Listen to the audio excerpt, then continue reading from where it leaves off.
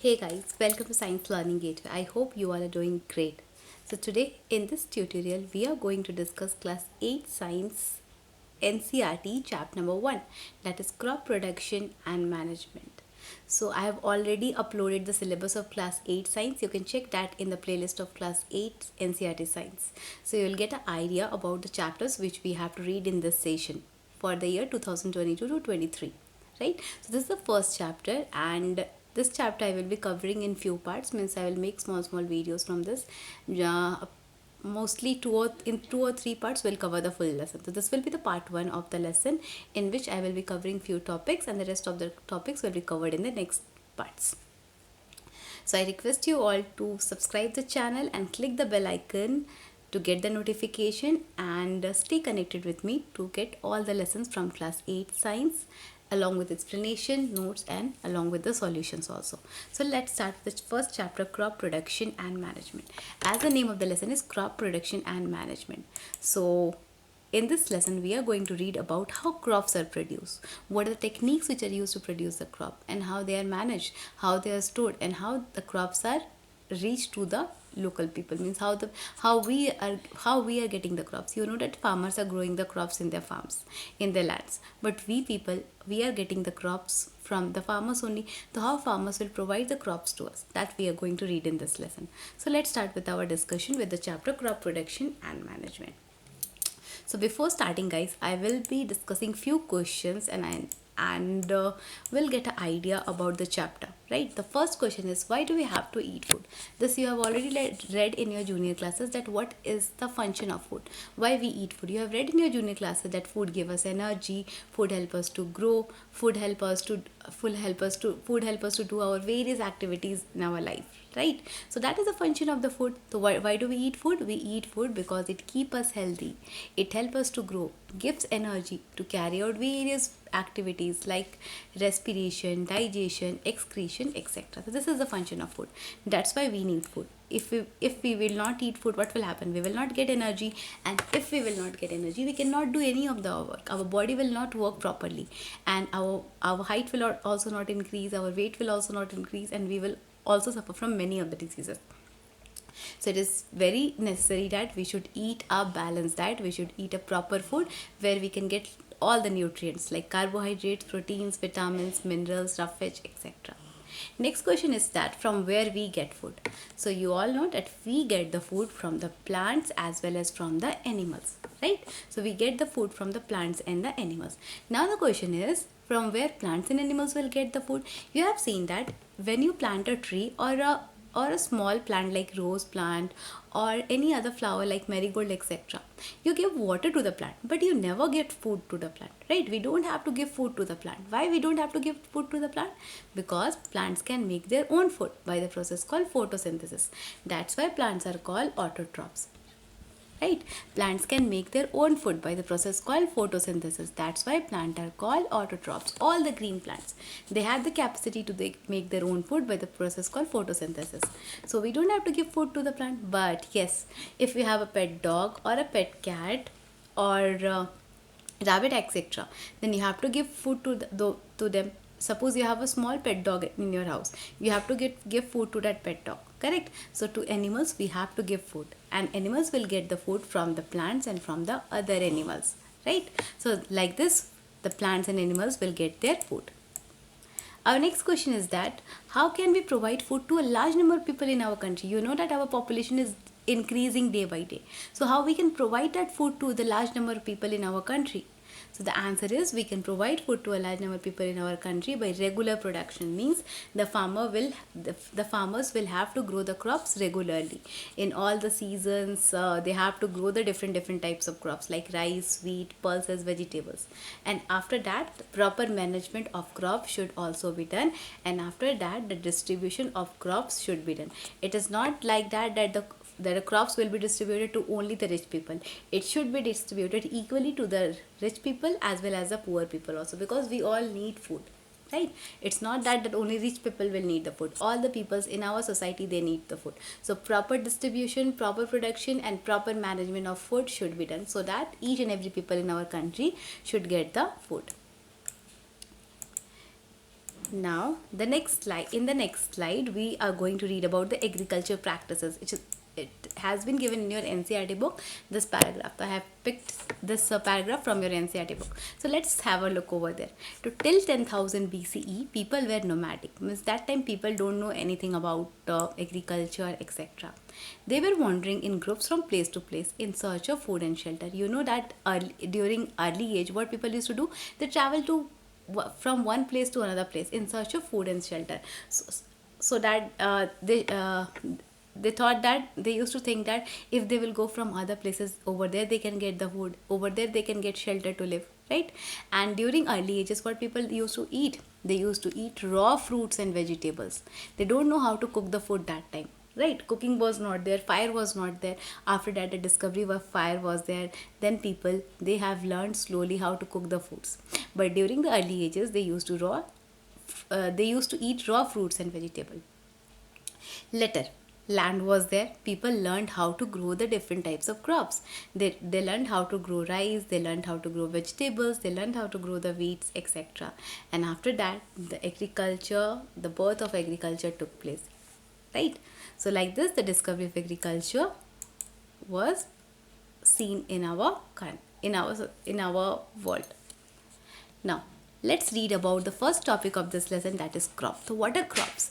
All the plants, we cannot consider all the plants as crop. Suppose when you go outside from your house, over there you can see lots of trees, lots of plants, but all the plants are not crops. So what are crops? So when plants of the same kind are cultivated at one place on a large scale, it is called crop. Suppose this is one piece of land, and in this piece of land, one farmer has grown wheat.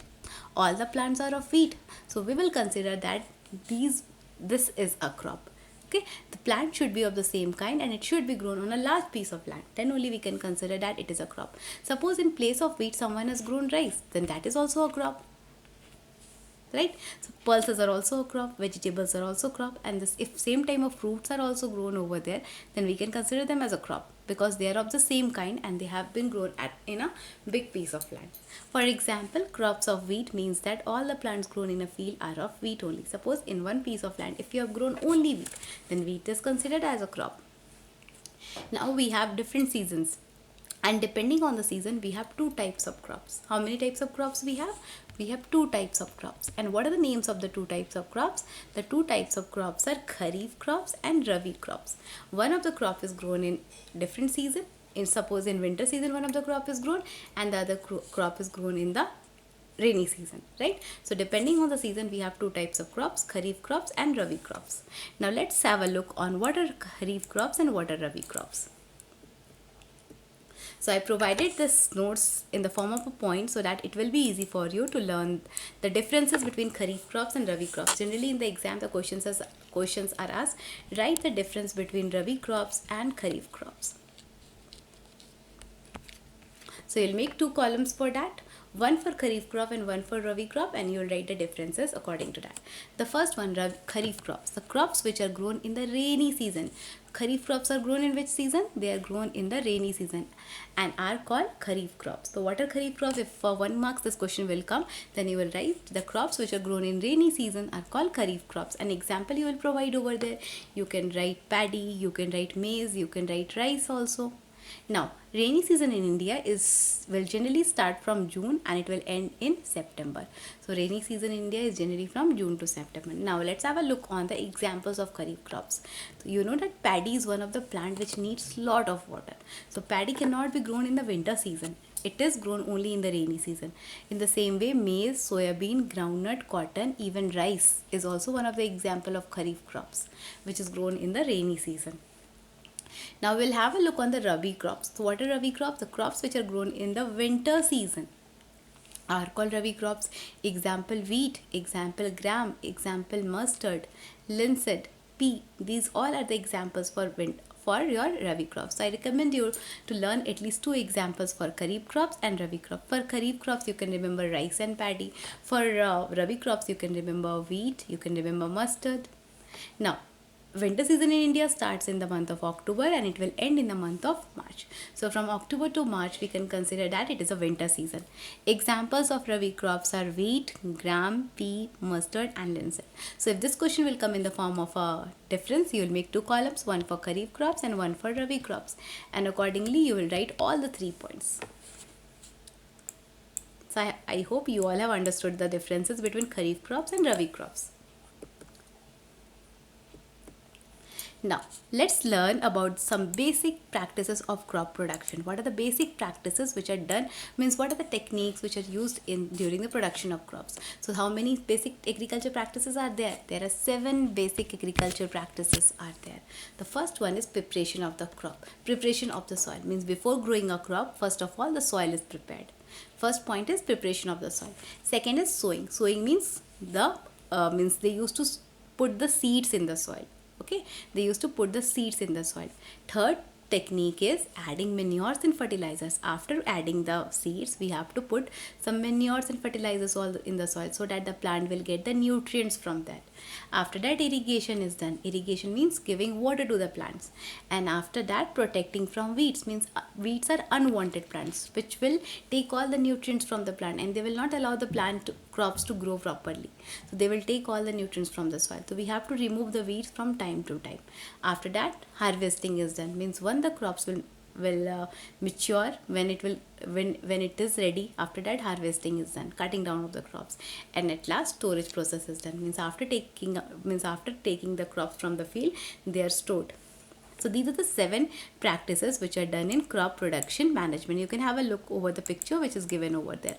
First is preparation of the soil. You can see the soil is prepared, means loosening of soil is done, then seeds are shown in. After that, fertilizers and nutrients are added, then irrigation, watering is done, then unwanted plants, that is weeds, are removed from the field, then harvesting is done. After that, threshing means the crops are cleaned and all from there, means the dust particles and all, they are removed from there, and after that the crops are stored.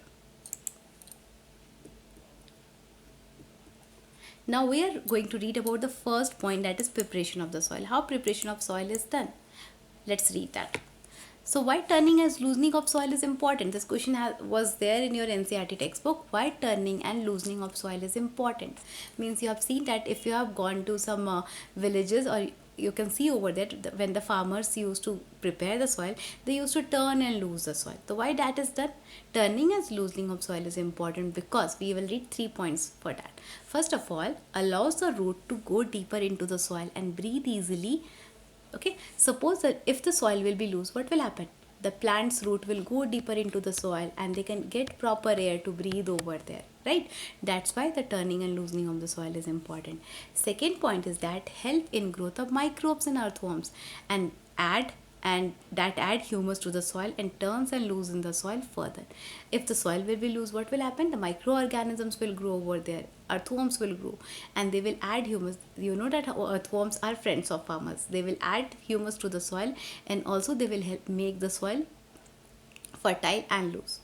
Next is nutrient-rich soil comes to the top and can be used by the plant. Yes, some of the soil will be present at the bottom. If we will turn and lose the soil, what will happen? The bottom soil will go at the top, which is rich in nutrient, and that soil will be used by the plant. So these are the 3 points by which we can understand that why turning and loosening of the soil is important. The first point is that the roots will go deeper into the soil and they can breathe easily. The second point is that the microorganisms and earthworm will grow.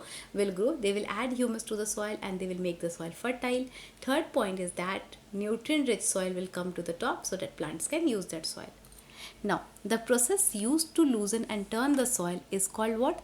The process which is used to turn and loosen the soil is called tilling or plowing. Okay, when the farmers used to lose the soil and turn the soil, one process is there, and that process is called tilling or plowing.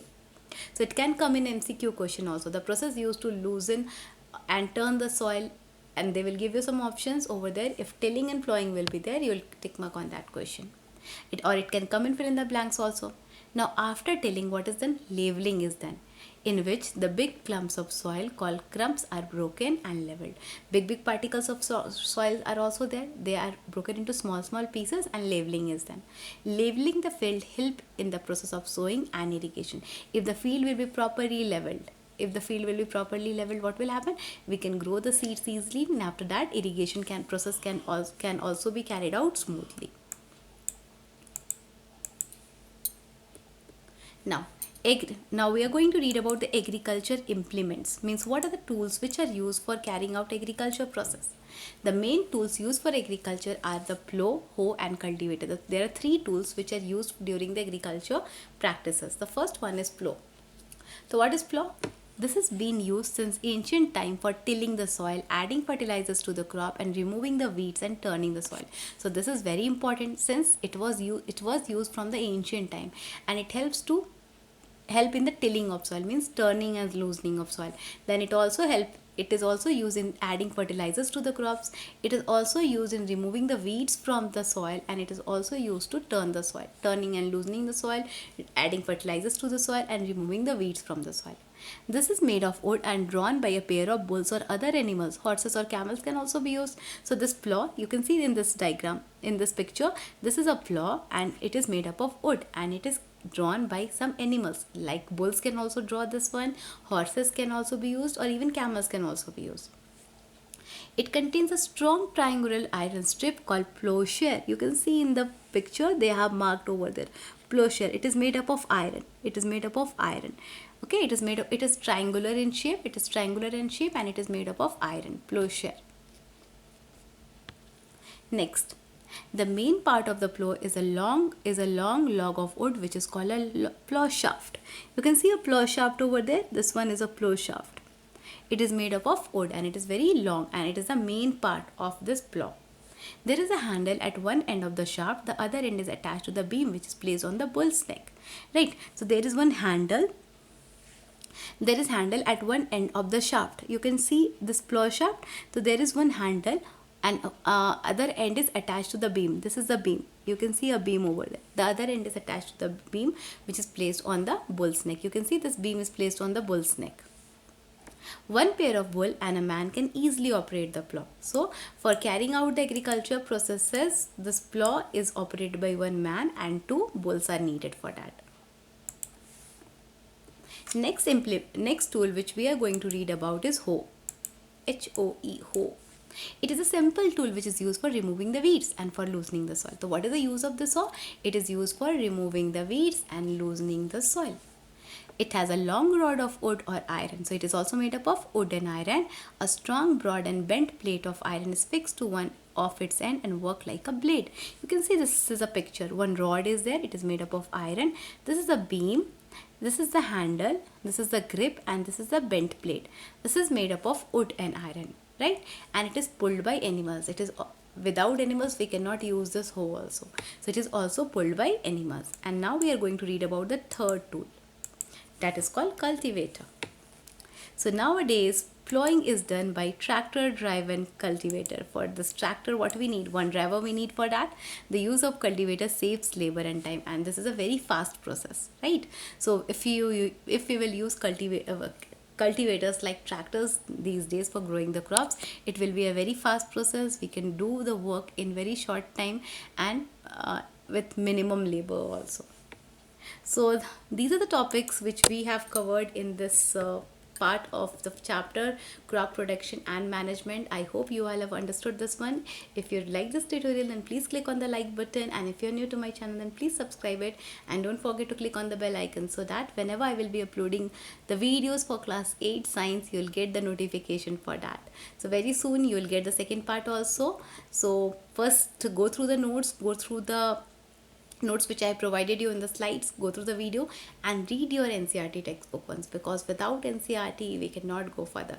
So read your NCERT textbook once, and in the next tutorial we are going to discuss the next topics. So thank you for watching my channel Science Learning Gateway, and share it with your friends also, and please click on the like button and do subscribe to my channel. Thank you. You can also connect with me through my Facebook page. The link I will provide you in the description box. Thank you.